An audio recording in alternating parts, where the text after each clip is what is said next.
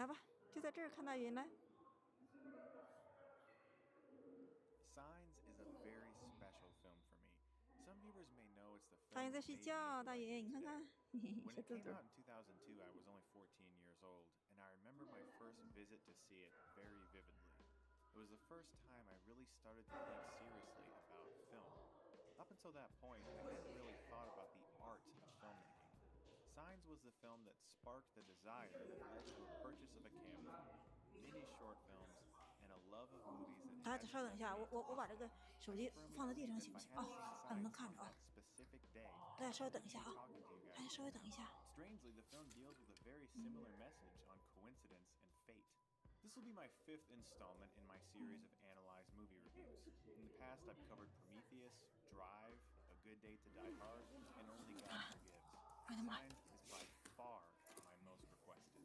So sit tight, grab some 他 popcorn, 刚 and 睡 let's 呀， reminisce 怎 to 么 a 叫醒 time 上 when 班 the 呢？不能 name 叫醒 M. 国宝， Night Shyamalan made people shiver 国宝 with 是老大， excitement. Now, 不能叫醒他，随他来。他想 but I 12 still love 岁 you, 就 man. 12岁，想12岁就 Never do 12岁。 that again, though. One of my 国宝 goals 是 for 老 this 大呀。 video is to debunk many of the popular complaints that I constantly hear about the film's finale. I will get into that later, but just as a warning, spoilers everywhere for Signs. So if you haven't seen the film, check it out and then watch my review. Signs opens with a main title sequence that brings back memories of watching Psycho for the first time. The loud score by James Newton Howard was utilized in the opening credits to hint at the intensity that was to come in the film. It was sort of like a warning, a promise that things would get pretty freaky. And the full arc of the music isn't felt until the finale of the film. 对，睡觉也上班，国宝睡觉就是上班哦。 When the credits 国宝睡 end, 觉也 our 是上班。 first shot booms onto screen without much weight, and we see a pristine backyard. 国宝 One 睡 that 觉 should 就是上 evoke 班。 feelings of comfort and warmth. But instantly, we sense 门外 something 边 isn't 动 right. 手了，大云这场 This 地 is， confirmed 大云场地 when 游客那 Graham 部分没有 Hess, 阳光。 played excellently by Mel Gibson, 他大云那 my 块 favorite 还有阳 performance 光， of 但是 his, 游客那 wakes 个 up and 游客站的位置没有 immediately 阳光， feels 动手。 From this shot until the final moments in the film, an unwavering sense of dread permeates this movie. The thing about this opening, which Knight himself refers to as his James Bond opening action scene, that impresses me so much, is how much you learn about Graham in just a few shots. You really get all the essentials within a minute. It's really remarkable.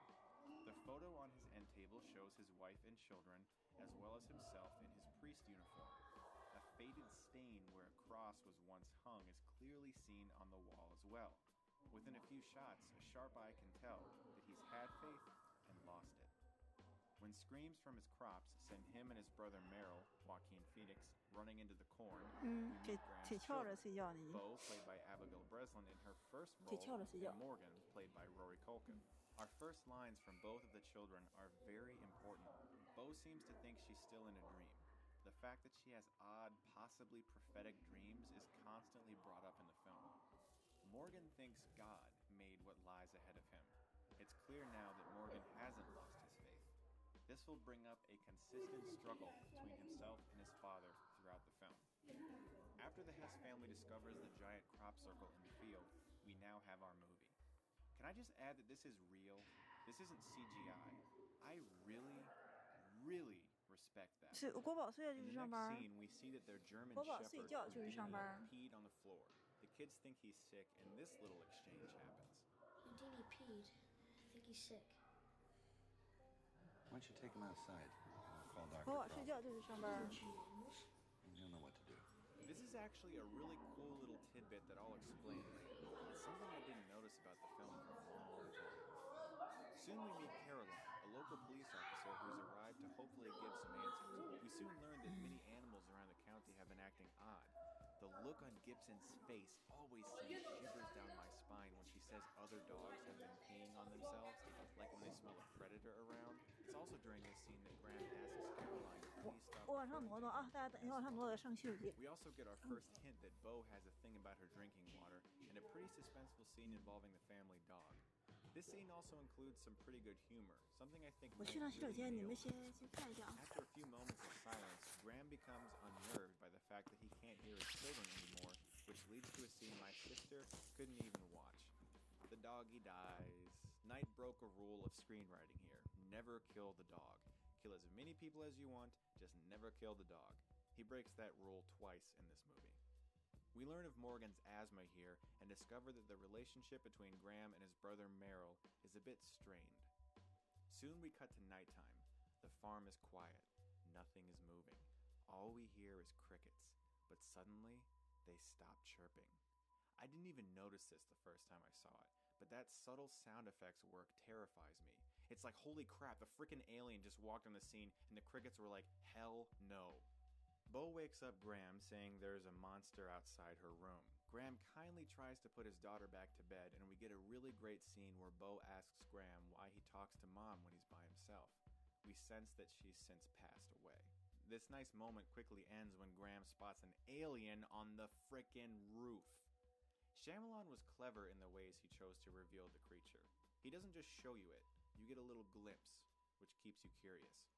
On the DVD, Knight said that the killer coming at you with a bloody knife isn't necessarily scary, but having the knowledge that a killer is in your house, just not being able to see him, that's terrifying. Hitchcock said something similar, and I'm paraphrasing here. A bomb going off is not suspenseful, that's the release.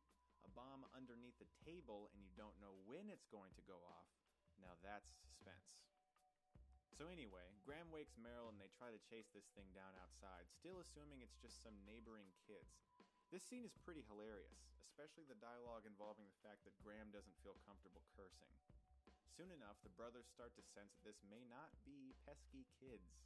The next day, Caroline has returned. Through conversation with Merrill, we get more hints at what happened to Graham's wife, and through a conversation with Bo, we learn that she's really got a problem with water. She even leaves tons of glasses all around the house half full. And yes, I think glasses are half full. I'm an optimist. Caroline interviews Graham and Merrill about their experience the previous night, in another scene that keeps the audience chuckling. But the subtle humor is always quickly replaced with an air of dread or worry, as Caroline brings up the fact that Graham left the church and someone might possibly have a grudge against them. Soon, Bo says that every station is playing the same show, and we see news reports from all around the world indicating that the crop circles are happening everywhere. One of the things I love about this movie is that it truly captures what it might feel like if a group of hostile aliens attempted to take over the planet. Some alien invasion movies show worldwide destruction and people from other lands running and fleeing from big CGI ships. To me, despite the fact that these movies actually show worldwide invasion and devastation, it wasn't until Signs that I legitimately understood what it might feel like, because it's told from the perspective of just this one family, so it's vastly easier to relate to as a viewer. Graham decides to take his family into town to help get their minds off things, and through some comical scenes we learn extremely important details about each character. Morgan is extremely interested in this whole UFO thing and gets a book about it. Bo's had a thing about her drinking water her whole life. People still really feel the need to confess their sins to Graham, and in what is perhaps the most important character info scene, we learn that Merrill almost went pro as a baseball player, but wasn't able to make it because it felt wrong not to swing.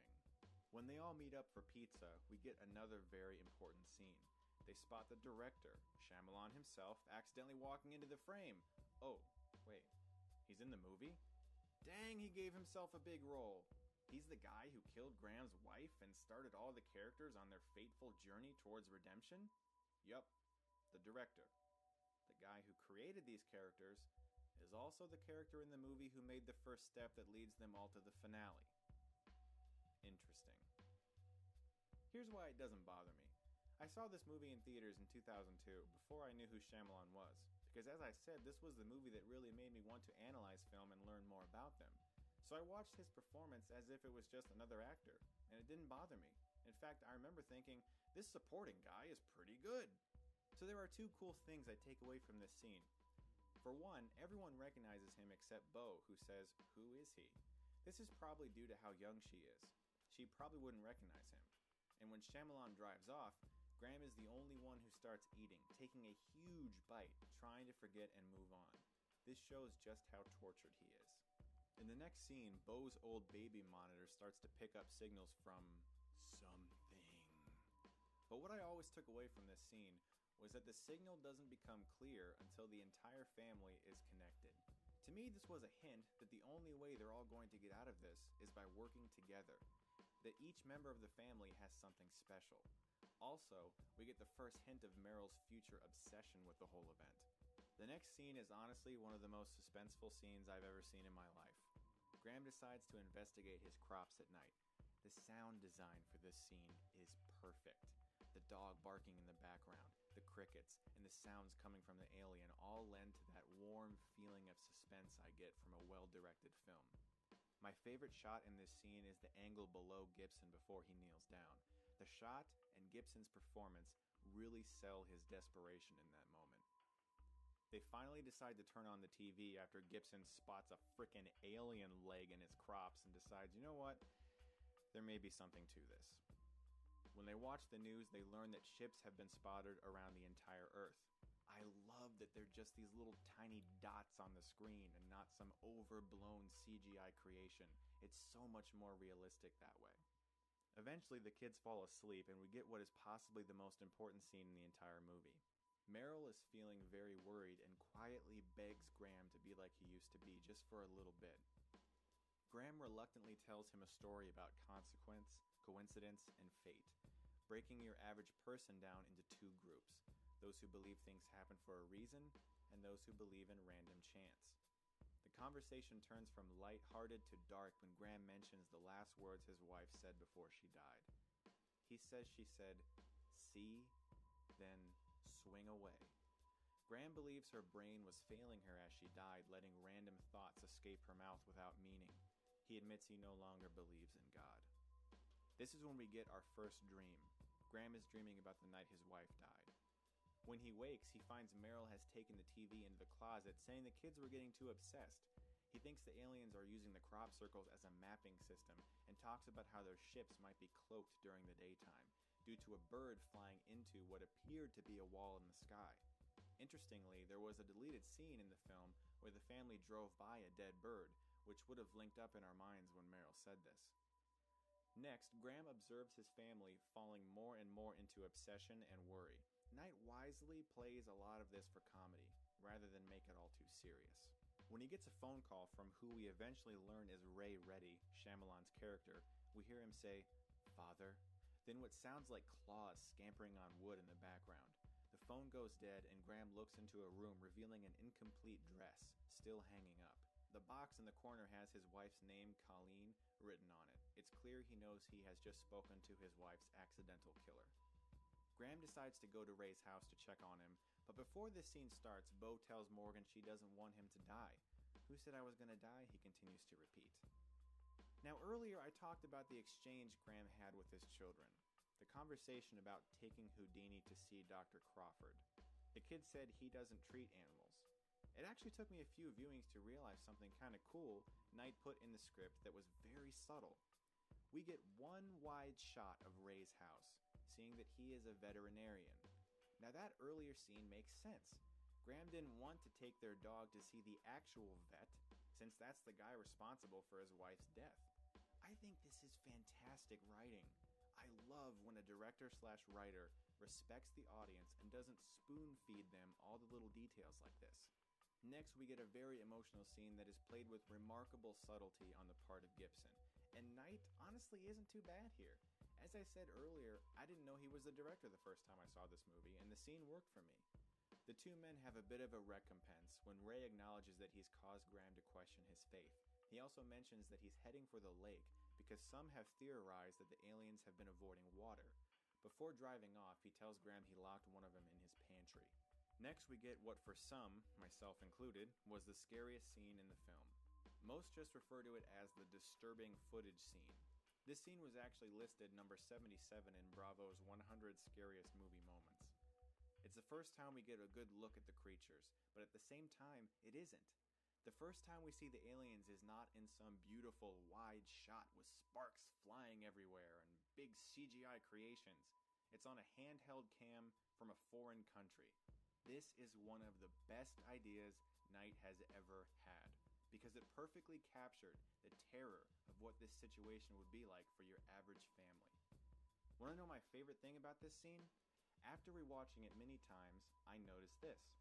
You can actually see the camouflaged creature crouching in the brush, looking to see if it's safe to come out. Clearly, it's distraught. It's hiding. Why is that? This is very important and helps debunk many complaints about the film's finale, which I will discuss soon. In the next scene, Graham still doesn't want to accept the reality of the situation and tries to talk to whatever is in the pantry. In a brilliant use of tension, he uses the reflection of a large knife to try and see underneath the door. The scare that happens in this scene is seriously utter perfection. There is no loud boom or buildup of music to warn us that something is coming. The hand just rushes out from under the door, its claws clicking against the kitchen floor. I'll never forget showing this scene to a friend back in 2003 after the DVD had already come out. He was sitting far forward in his seat, then he literally fell backwards and hit the back of the couch. It was amazing.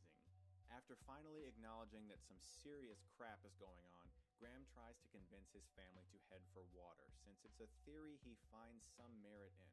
His family disagrees, however, on the basis that they want to stay where their mother raised them. He reluctantly agrees on the promise that they board up every window and door in the house. I've also heard many complaints about how the aliens are so dumb that they can't get out of pantries and through wood beams. I'll get to talking about those at the end of this video. When the family is crowded in the closet watching the news, they learn that the crop circles are indeed being used as a mapping system. Graham hears of people flocking to churches around the world and leaves the room. Morgan tells Uncle Merrill that he wishes he was his dad, not Graham. After the house is nearly finished being boarded up, the family agrees to have what Graham is thinking might be their last dinner. They each pick whatever they want, but when it comes time to eat, Morgan wants his dad to say a prayer. This is a reminder that Morgan hasn't lost his faith, something we learned in the opening scene when he said he thought God made the crop circles. When Graham refuses, he breaks down crying, and the entire family comes together for one last emotional scene. Just like during the earlier car scene, the signal from the baby monitor becomes clear when the entire family is grouped together. They rush to finish boarding up the house. When Graham looks out the window, the crickets stop chirping yet again, another warning that the creatures are coming. In the script, Knight had originally planned to show us lines being formed in the crops as the creatures advanced towards the house. He wisely omitted that visual. I find it much more terrifying without actually seeing that. Thinking that this might be one of the last times he has to really talk with his children, he decides to tell each of them how they were born. Interestingly, the births described are actually the stories of how Knight's actual children were born. All the while, you can hear the creatures crashing through the house. All tension throughout this scene is caused with fantastic use of silence combined with sound design. They head for the basement. At this point, the creatures have gotten inside the house, and while trying to wedge the door shut, they knock out the lights, forcing them to use flashlights.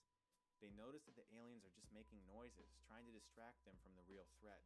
They begin searching for the coal chute, remembering that it used to be poured into the basement. Upon finding it, an alien grabs Morgan, and Knight does something really great here. He focuses on the fallen flashlight, only letting us hear Graham and Merrill screaming to help Morgan. It gives me goosebumps every time. Morgan begins having an asthma attack, causing Graham to realize they forgot to take his medicine. Bo says she dreamed this, continuing to add weight to her almost angelic, prophetic dreams. As he's trying to help his son breathe, he begins talking to someone else, who we quickly realize is God.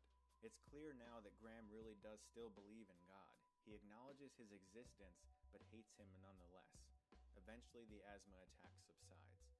When the family is finally able to sleep, we get a little bit more of Graham's dream, learning that Colleen died in an accidental car accident. He wakes up before the dream finishes. When he wakes, we hear a voice on the radio, a man who's theorizing about why the aliens came to Earth. He says, "People think they came here to take over the planet. That's bull. I don't think that. My friend and I saw them. Found a pack of light bulbs. They poisoned his family. They dragged them away. Nobody believes me, but they didn't come here for our planet. This is a raid. They came here for us, to harvest us." They left real fast this morning, like something scared them off. They left some of their wounded behind. This little bit of dialogue is very important. As I keep saying, I'll get to that in a bit. So after a bit of reluctance, the family decides to go back upstairs in an attempt to find Morgan's medicine. When Graham wheels the TV into the living room, we get a scare that made a woman in the audience scream as if she'd literally seen a ghost. I'll never forget that. An alien is holding Morgan and it's missing 2 fingers. It's the one from the pantry. Clearly this is one of the wounded that was left behind. The family freezes as they watch the alien threaten to poison Morgan. Then Graham has an epiphany, and we finally see the rest of Graham's flashback. This is when Graham begins to connect the dots, and where some audience members were let down. He remembers that Colleen's last words were, "Tell Graham to see," and tell Meryl to swing away. He remembers his conversation with Meryl about fate and coincidence, and has a revelation. He's haunted by his question, is it possible there are no coincidences? He tells Meryl, almost pro-baseball player, to swing away, who begins to attack the alien, but not before it poisons Morgan. Now we get the next big reveal, and more audience members got turned off. The water. The water is harmful to their skin.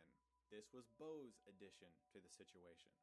Graham gets Morgan outside and gives him his injection, as Bo watches Meryl trash the alien, exploding all the glasses of water she left around the house.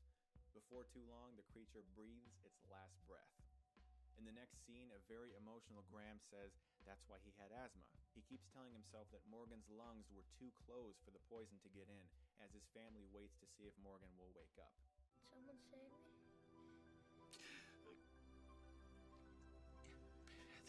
did. In this moment, Graham regains his faith.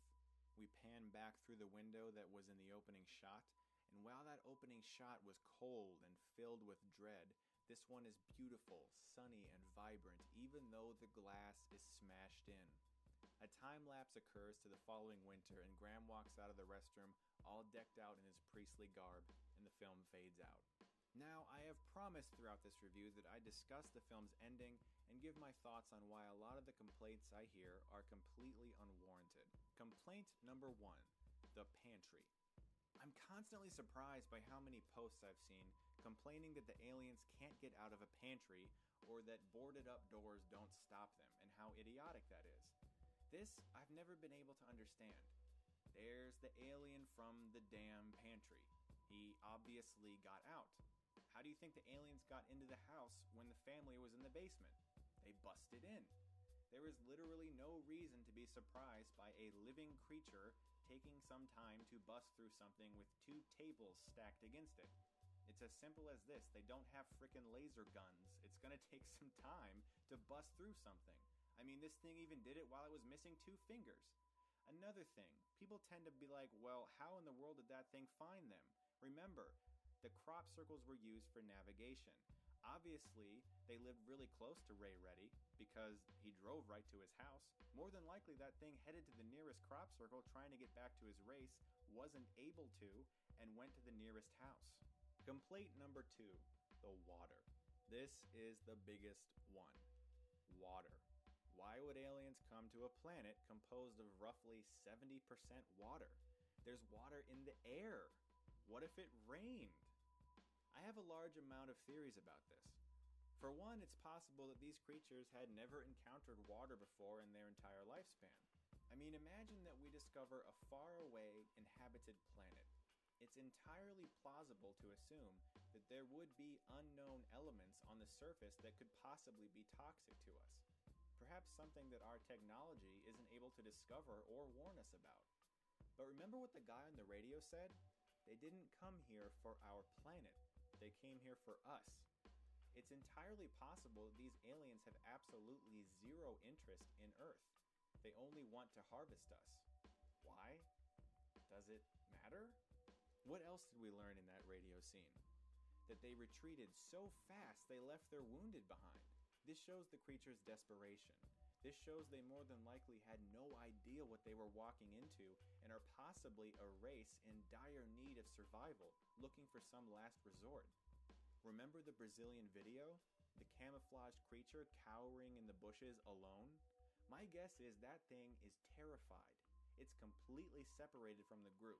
Perhaps he's watched his friends all die as they were exposed to the atmosphere for an extended period of time. My point is, this entire movie is told from the perspective of one family. The information that the audience gets is as limited as what they get. I'm sure if this was a film that was directed like Independence Day, which in its own right is a really fun movie, showing countries all over the world, The suspense would have instantly ended when they show a place that happens to be raining. Now yes, Ray Reddy's character said it seemed like they were avoiding water, but remember this, you can't make a crop circle in water, which is what they were using as a navigation system. All of this is subjective, which is the whole point. It's about the terror and confusion of one family trying to deal with this situation, which is why this film is all the more affecting and relatable. Lastly, how long were the aliens actually on Earth? Okay, so the movie starts out with the family discovering the crop circle. Then all the crap starts to go down. From that scene to when the aliens leave the planet at night, only 3 days pass. I think people tend to miss this. In the course of 3 days, the aliens arrive on Earth and likely send out a few scouts, like the one we saw on the roof. Then more are sent in a desperate attempt to salvage anything they can. Then they get the hell out of there as fast as possible, even leaving their wounded behind. This is why I'm always surprised at the absurd amount of complaints involving water. It's very obvious that this race of creatures is immensely desperate and possibly even scared, scrounging for whatever they can. What makes this movie scary to me is that it focused on one family and their plight throughout this situation. Since we know as little as they know, it's terrifying. Everything I just said really isn't the point of this film, however. The movie isn't about aliens or invasion. It's about faith, losing it and regaining it. It's about a family figuring out how to work again, and I find that extremely moving. And since water is a universal symbol of holiness and purification, it makes sense that Night would choose that as the thing that washes the evil away. Signs is the reason I'm talking to you guys about movies today. I owe the film a lot of thanks. Thanks so much, guys, for watching this review. I look forward to doing more analyzed reviews in the future. I hope you enjoyed this, and if you like Signs, I hope you like it a little bit more now. And if there were some things you were maybe confused about, I hope this maybe cleared it up for you. And maybe, just maybe, if you were annoyed by the water thing, you're not as annoyed by it now. Because trust me, I understand. It's a little weird, it's a little different, but the movie really isn't about that. Also, let me know in the comments below other films you would like me to analyze in this fashion. Guys, thanks so much for watching, and if you like this, you can click right here and get Stuckmanized.